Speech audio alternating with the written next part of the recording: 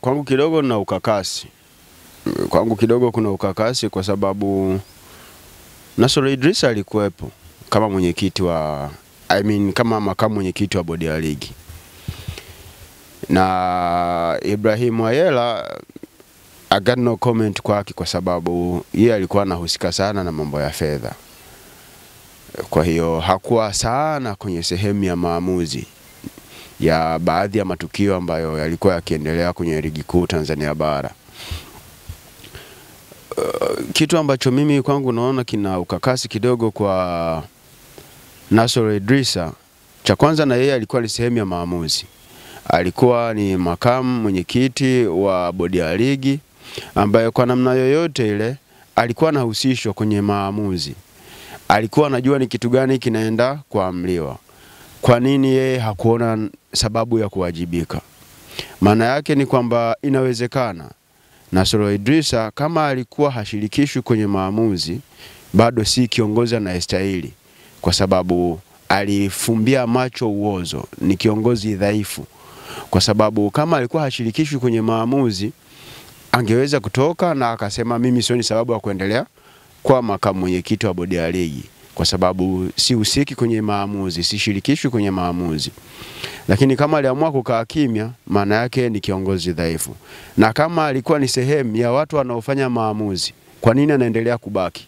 Ikiwa kilichowaondoa wenzake ni uozo ulikuwa kwenye nafasi yake kama mwenyekiti. So kwangu mimi Nasoro Idrisa hata kama ni kwa muda mfupi hakustahili kuwa kiongozi wa muda wa bodi ya ligi kwa maana ya kuwa mwenyekiti. Kwa hizo sababu mbili nilizozieleza. Inawezekana hakuwa sehemu ya maamuzi. Sasa naona ni wakati wake yeye kuja kufanya maamuzi, lakini kwa nini alivumilia kuwa kiongozi kivuli asiyeshirikishwa kwenye maamuzi? Na kama alikuwa anashirikishwa kwenye maamuzi, kwa nini aendelee kuwepo ikiwa kiti chake ndicho kilichokuwa kinafanya maamuzi mabovu? Kwa sababu ukiwa makamu mwenyekiti, anachokiamua mwenyekiti maana yake wewe unakifahamu. Haukupata hata muda wa kumshauri. So kwangu mimi Nasoro Idrisa hatoshi kwenye hii nafasi.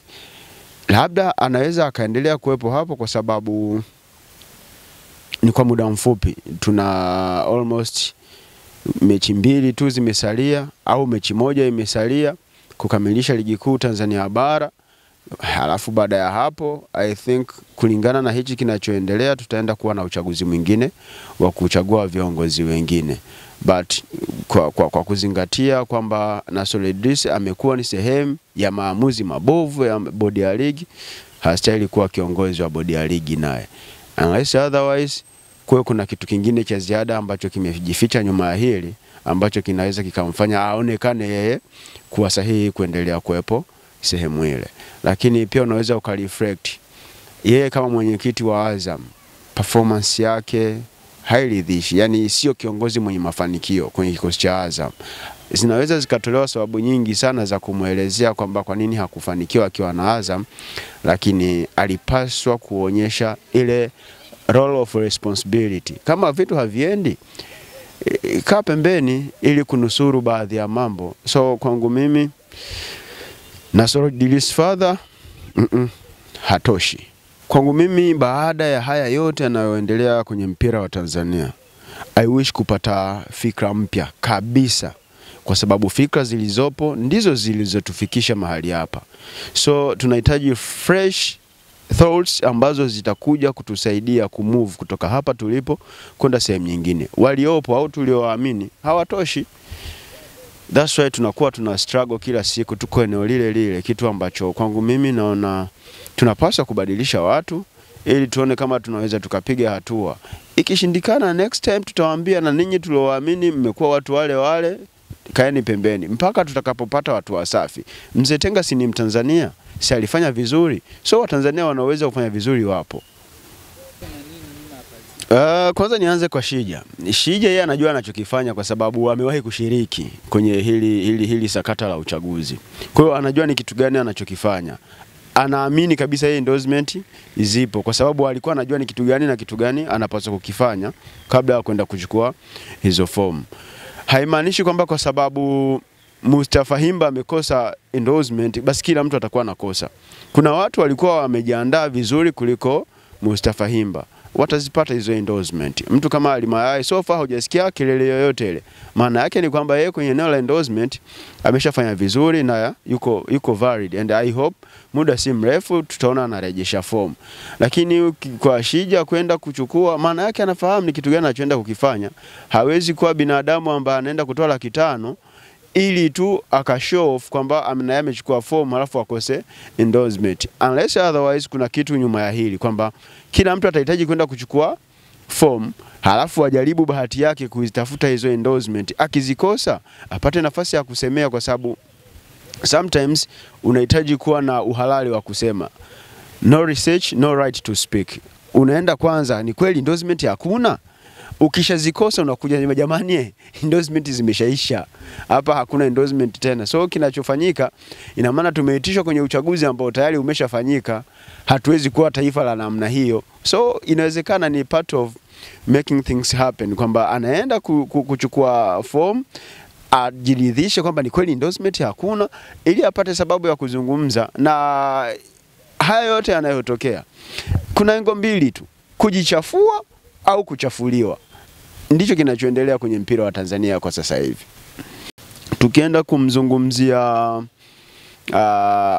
Wallace Karia kuwa endorsed na Simba na Yanga, unajua kabla majanga hayajakukuta unaweza kuhisi duniani hakuna janga lolote lile. Leo hayupo mshabiki wa Yanga kulingana na hicho ambacho kilichopitia, na imani na Wallace Karia. Na hata kama Engineer Hersi atakuwa amechanganyikiwa kiasi gani, hawezi kutoka sasa hivi anasema Yanga inasimama na Wallace Karia. I'm confident hawezi kutoka na kusema hicho kitu kulingana na yaliyotokea. Lakini kwa nini by that time walitoka na kumuendorse? Ndio yale unaweza ukawa kiongozi lakini haujitambui, unaweza kuwa kiongozi kwa achawa kiongozi mwenzako. Yaani lile tukio la wao kusema kwamba hatakiwi kuja mgombea mwingine zaidi ya Wallace Karia, kwa lugha nyepesi ule ulikuwa ni uchawa, kwamba walikuwa wanajipendekeza kwa Wallace Karia waonekane wanamuunga mkono, au ulikuwa ni unafiki kwamba wajionyeshe kwamba wanamuunga mkono Wallace Karia ili hali wana jambo lao. So kwangu mimi walichokifanya cha kusema kwamba haitajiki mtu mwingine kwenda kuchukua fomu ya kugombea urais, ule ulikuwa ni uchawa. Na mimi kabisa siku ile nilisema hakuna taifa la namna hiyo, kwamba kiti cha TFF asipatikane mwingine wa kwenda kuchukua fomu ya kugombea urais. Hatuwezi kuwa na mpira wa aina hiyo.